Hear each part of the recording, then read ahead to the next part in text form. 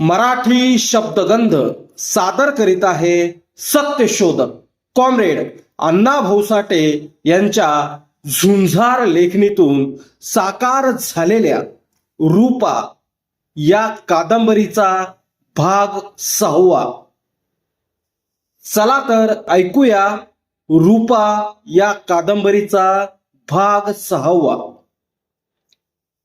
तो कार्तिक महिन्यातील दुसरा सोमवार होता. दर सोमवारी कुणीही बैलाच्या मानेवर शिवळ ठेवायचं नाही असा त्या गावात एक दंडक पूर्वीपासून चालत आला होता. गावकरी तो रिवाज काटेकोरपणे पाळीत होते. त्यामुळे शिवारातील सर्व कामं बंद होती. बैल आराम करीत होते. रानातील उभ्या पिकांना चोरटा वारा डिवचून डोलवीत होता. उसाच्या पाठीवरून त्यानं झेप मारली की सारा फड कर करून झुकांड्या मारित होता. ती पिकं शिवारात नटून सजून बसली होती. ती आपली भरली शेतं पाहून शेतकरी आनंदित झाले होते. या वर्षी आपल्या घरात किती दाणे येणार, किती गुळ येणार, मिरची किती येणार आणि सांगलीला कधी जाणार याचाच तो विचार करीत होता. दुसरी गोष्ट, तुळशीवर तांदूळ पडल्यामुळे माणसांच्या लग्नाचा मार्ग मोकळा झाला. काही लोक आपापल्या मुलामुलींची लग्न जुळवीत होते. ते खडा टाकून पाहुण्याचा अंत घेऊन बार भरीत होते. रूपा आपलं प्रत्येक पाऊल जपून टाकीत होती. त्या नव्या धोक्याची वाट पाहत होती. आपण कशाला भीत आहोत हेच तिला कळत नव्हतं. ती मनात म्हणत होती, ही भीतीची धग किती दिवस सहन करायची. जे व्हायचं आहे ते लवकर का होत नाही. मग ती भूतासारखी रूपाचा पिच्छा पुरवीत होती. आबा पाटील आणि नानूबाई ही दोघं रूपाला या वर्षी तरी एखादं चांगलं मागणं कसं येईल याचा विचार करीत होती. गजाही काही स्वस्त नव्हता. आता आपणही काहीतरी करायला हवं असं त्याला वाटत होतं. त्याचा वेडा आत्मा आतल्या आत धुमसत होता. तो दिवसभर तेलाच्या कट्ट्यावर बसायचा आणि जेव्हा दिवसातून एकदा दोनदा रूपा सारजाबाईकडे जात आहे हे बघून त्याच्या हातापायाची आग होत होती आणि आपला आत्मा जणू आपल्या वैऱ्याच्या घरी जात आहे असं त्याला वाटत होतं. एका सकाळी रामराव नेहारी करून सोप्यात निवांत बसला होता. तेव्हा चौकटीत जाऊन सारजाबाईनं बोलणं काढलं. ती म्हणाली, ऐकता का? मी झोपेत नाहीये, बोला की. मला वाटतं आपण ह्या वर्षी दिनकरचं लग्न करूया, सारजाबाई बिचकत बोलली. परंतु प्रेम, लग्न आणि लढाई या गोष्टी एकांगी होत नसतात, रामराव शांतपणे म्हणाला. नवरी मिळाली पाहिजे आणि प्रथम ती सून तुम्हाला आवडली पाहिजे. मी म्हणते, काय आपण आबा पाटलांच्या रूपाचा विचार का करू नये? तसं पाहिलं तर रूपा सद्गुणी, सालस आणि सुस्वरूप आहे असं मला वाटतं ना. रामराव दोन्ही हातांची खोबरमिठी मानेखाली घालून म्हणाला. मग प्रयत्न करू. पण काय? पण प्रश्न येतो तो आमचा नाही, रामराव म्हणाला. लग्न म्हणजे बाहुला बाहुलीचा खेळ नव्हे, हे लक्षात ठेवा. ते काहीही तुम्ही करा, पण हे जुळलंच पाहिजे. म्हणजे आबा पाटील नि रूपा यांना हा सोयीर संबंध कबूल असला पाहिजे, तरच हे लग्न होऊ शकेल. ते पुढचं सर्व काही मी पाहीन. सारजाबाई आत्मविश्वासाने म्हणाली. फक्त आपली तयारी हवी आहे. तो प्रश्न दुय्यम आहे. रामराव म्हणाला. आपण जे कराल त्याला माझा संपूर्ण पाठिंबा आहे. मग झालं तर, असं म्हणून सारजाबाई स्वयंपाकघरात गेली नि रूपाला मागणी कशी घालावी याचा विचार करू लागली. तिला जिकडं पाहावं तिकडं देखणी रूपाच दिसू लागली. ते दिवसच तसे होते की कित्येकांना रूपा दिसत होती आणि कित्येकांनी तिला मागणी घालायचा विचार केला होता.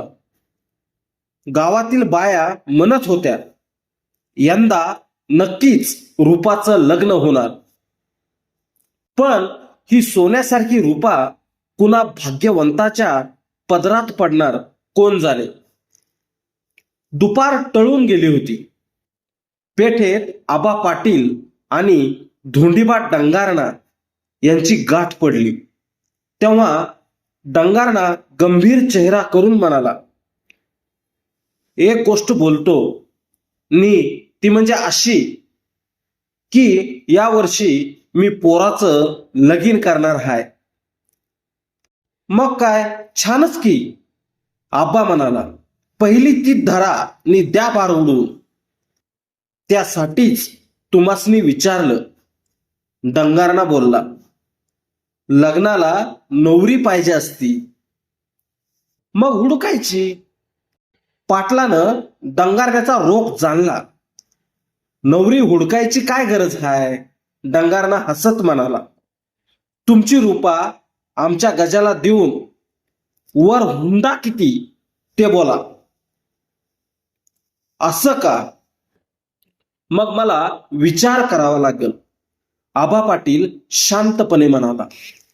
ही लग्नाची बाब असून शिवाय हुंडा देऊन पदरात धोंडा घ्यायचा आहे. बर, तुमची मर्जी. विचार करायचा तर खुशाल करा. असं बोलून अवमानित डंगारणा एका वाण्याच्या दुकानात शिरला आणि एका लोडाला पाठ लावून शांत बसला. तो मनात म्हणाला, तेही खरं. ज्योतिबाच्या देवळात घंटा वाजत होती. मथी रानातून आली. देवाला हात जोडून मनात म्हणाली, देवा, म्या गजाचं लय पैसे खाल्लं, तरी माझ्या नवसाला पाव नि रूपाला चांगला विचार सुचू दे. मग ती तिथंच एका पायरीवर बसली. थोड्या वेळानं 5 बैलगाड्या आल्या. त्यातील पहिल्या गाडीत अण्णासाहेब बसला होता. त्यानं मथीला विचारलं, ए बाई, आबा पाटलाचं घर कोणत्या बाजूला आहे? कंच्या गावचं तुम्ही? मथी म्हणाली. आम्ही धायवाडचं. अण्णासाहेब बोलला. सोयर संबंधासाठी आलोत, कारण त्यांच्या घरात एक मुलगी आहे. हाय की? कशी आहे ती? होय, अक्षी चांदणीवाणी. मथी म्हणाली. खोटं कशाला बोलू? रूपानं देखणी हाय. पण, आणि बेरखी मथी नुसती पण म्हणून गप्प झाली. अण्णासाहेब म्हणाला, या तुझ्या पणचा अर्थ असा की ती मुलगी वानानं ठीक असून गुणानं बरी नाही. मथीनं देवाच्या पायरीवर हात ठेवून सांगितलं, तुम्ही म्हणता तेच खरं आहे. हाणार गाड्या परत. अण्णासाहेब ओरडला. त्या गाड्या गरागर फिरून परत चालू लागल्या. मथीनं एका क्षणात रूपाचं एक लग्न मोडून आपल्या कार्याला आरंभ केला. पेठेत डंगारण्याशी बोलून आबा पाटील घरी आला आणि चकित झाला, कारण रामराव सारजाबाईंनी त्यांच्या भावकीतले अनेक लोक सोप्यात बसले होते. आबा पाटलानं सोप्यात जाऊन रामरावाजवळ बसून विचारलं, रामराव, कसं येणं केलं? तुमची रूपा आम्हाला हवी आहे. रामराव बोलला. एकाएकी आबा पाटील म्हणाला, तुम्ही येणार आहात याची कल्पना होतीच. आम्ही आमची रूपा तुम्हाला देऊन टाकली. पुढं बोला. आता पुढे काय बोलायचं? रामराव आनंदित होऊन म्हणाला, आता हे लग्न कसं करायचं तेवढंच सांगा. ते तुम्ही सांगा, आबा पाटील बोलला. मग माझं ऐका. या लग्नाचा सर्व भार माझ्या खांद्यावर द्या. रामरावनं सांगून टाकलं. आबा पाटील म्हणाला, ते का? निम्मा भार आम्ही घेऊ. मग ठरलं. रामराव बोलला. ठरलं. आबा पाटलानं निर्वाळा दिला. त्याच घडीला दिनकर नि रूपा यांच्या लग्नाची सुपारी फुटली. लगेच गावात ही बातमी वाऱ्यासारखी पसरली आणि ती बातमी ऐकून गजाच्या मस्तकात डोंब उसळला. नि मतीच्या तोंडचं पाणीच पळालं. ती तशीच गजाकडे गेली, म्हणाली, गजा, मी हरले बाबा. काय हरकत नाही. गजा नाक फुगवून म्हणाला, वरातीच्या दिवशी घोड्यावर नवरा मारील तरच ही डंगारण्याची अवलाद. वैशाखाला आरंभ झाला. गावोगाव लग्न होऊ लागली. लग्नाच्या गाड्या पाहून रूपा मोहरत होती आणि आपलंही लग्न होणार आहे याची तिला आठवण होत होती. मग ती हर्षभरीत होत होती नि स्वतःला सांगत होती, रूपा, थोडा धीर धर. तो दिवस आत्ता दूर नाही.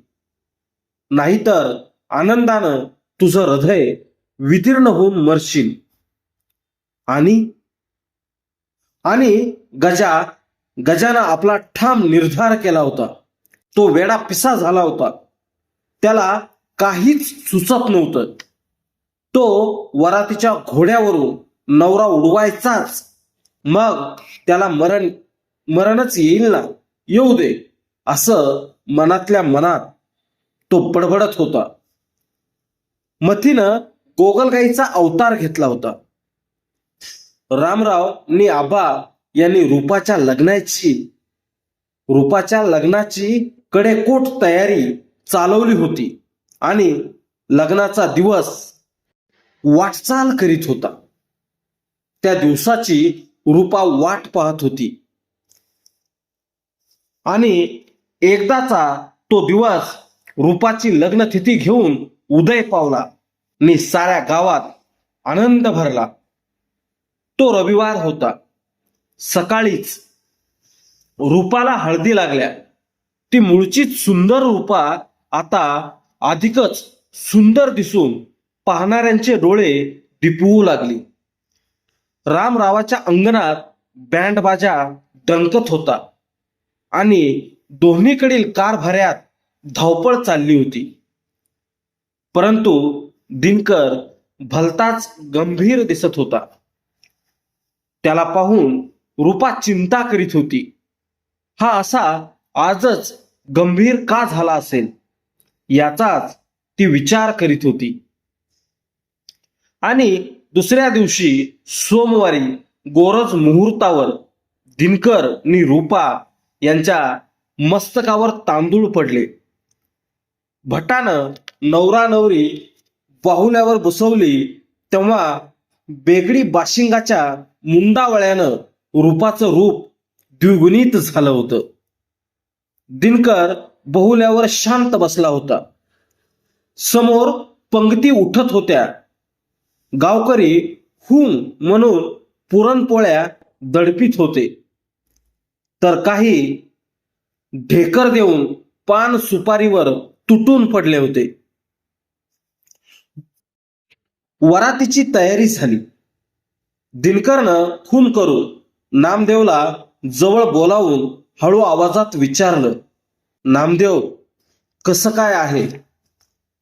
सारं ठीक आहे, नामदेव उत्तरला. मग ठीक आहे, पण लक्ष ठेवा, दिनकर बोलला. तिकडच्या बाजूचा तुम्ही विचारच करू नका, नामदेव म्हणाला. एक कारभारी ओरडला, चला काढा वरात, सारी तयारी झाली या. एका बैलगाडीवर माच घालून चारी बाजूंना केळीचे खुंट उभे केले होते. नवरा नवरी त्या माचावर बसली होती. त्यांच्या माग करवाल्यांचा घोळका बसून मिरवत होता. प्रत्येक वळणावर दिनकर आपल्या मित्रांच्या कानात काहीतरी कुजबुजत होता. अंधारात गजा आपली बंदूक रोखून दबा धरून बसला होता. त्यानं पुन्हा दडी मारली ने दिनकरवर नेम धरला. त्याच वेळी गजाच्या पाठीत एक जोरदार लाथ बसली नि तो पुढे तोंडावर पडला. त्यामुळे त्याच्या बोटाखालची ट्रिगर दाबली जाऊन गोळी भलतीकडेच गेली. एक आवाज झाला. त्या सरशी त्या वराती बरोबरची माणसं घाबरली. नामदेवानं बंदुकीसह गजाला उजेडात आणला. त्याला पाहून गावकरी पुन्हा चकित झाले. पाटील गरजला, या खुन्याला चावडीत डांबून टाका. मग लोकांनी गजाला नेऊन बेड्या ठोकून जेर बंद करून ठेवला. ती बातमी धोंडीबा डंगारल्याला कळताच तो धावत आला ने हात जोडून म्हणाला, गजा गुन्हेगार हाय, तो माझ्या ताब्यात नाही, काही बी करा. एवढं बोलून डंगारणा परत फिरला आणि वरात पुढे निघाली. रूपानं हळूच दिनकरला विचारलं, गजा वरातीत गोळी घालणार आहे हे तुम्हाला कसं समजलं? ते तुझ्या मावशीनं मथीनं सांगितलं, दिनकर उत्तरला. यावर रूपा तोंडाला पदर लावून हसली. वरात परत आली नि पाटलानं गजाचा पंचनामा करून त्याला रातोरात तालुक्याला रवाना केला. रूपाची मनीषा सफल झाली. ती सुखी झाली. तिला जे हवं होतं ते मिळालं. रात्री वरातीतच आपल्या कुंकावावर आलेलं क्रूर संकट टळलं याची तिला जाणीव झाली आणि अतिशय आनंद झाला. ती मनात म्हणत होती, मेली मथी अनेक पाप करून दमली, पण अखेर तिनं एक पुण्य पदरी घेतलं. दिनकरला रूपा मिळाली नि त्यासाठी गजा आड जावं लागलं.